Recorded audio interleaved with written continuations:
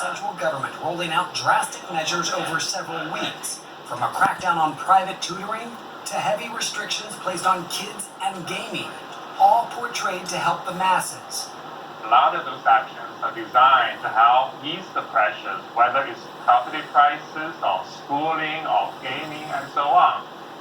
It resonates with some families like the Yangs in Shanghai.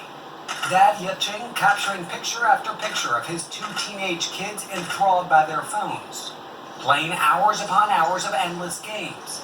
The government now restricting the use of online video games to just 3 hours a week for kids, 8 to 9 p.m. on Friday, weekends, and holidays. It's a good policy that we get a chance to rebalance everything.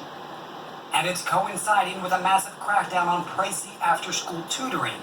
Many venting concerns on Chinese social media. One post reading, "I am very worried that this generation of children will become the victims of policy-oriented actions." But some supporting the government's efforts to restructure home life. This person writing, "In the past few years, extracurricular training institutions have gone too far. If the country does not regulate them, these training institutions will only become more and more crazy."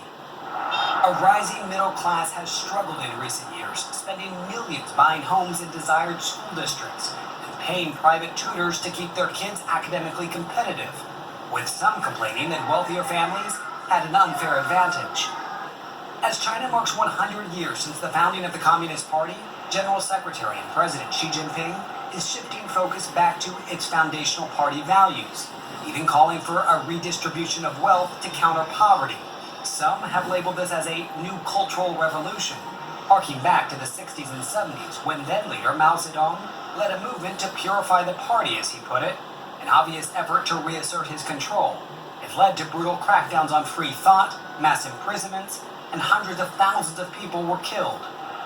General Secretary Xi is careful not to mobilize the masses to rise clearly against the power structure as Mao did. But at the same time, however, many Chinese do feel like actually it resonates with the Cultural Revolution in certain respects.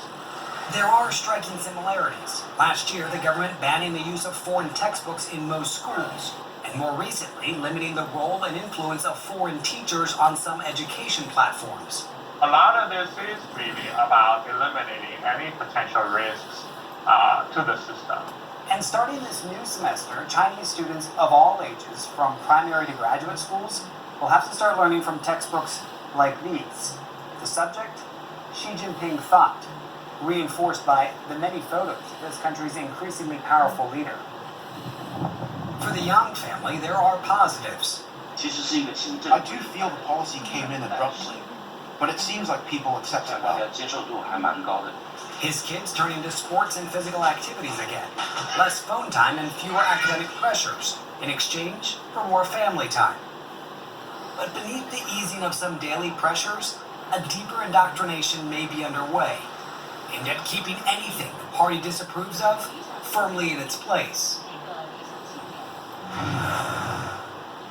Now, Jake, many of these policies that are easing the burdens on families are rooted in trying to encourage families to actually have more kids. And that may sound strange in a country where you go back just a few years to 2016 and they had the one-child policy that was still in place. Well, now they're trying to have families have up to 3 children. Why? It's about continuing prosperity. Prosperity, in turn, brings social stability. I'll give you one more look at this. Can you imagine a Joe Biden thought or a Donald Trump theory textbook that is mandatory in schools? It's exactly what's here. David Culver in Shanghai, China. Thank you so much. Appreciate it.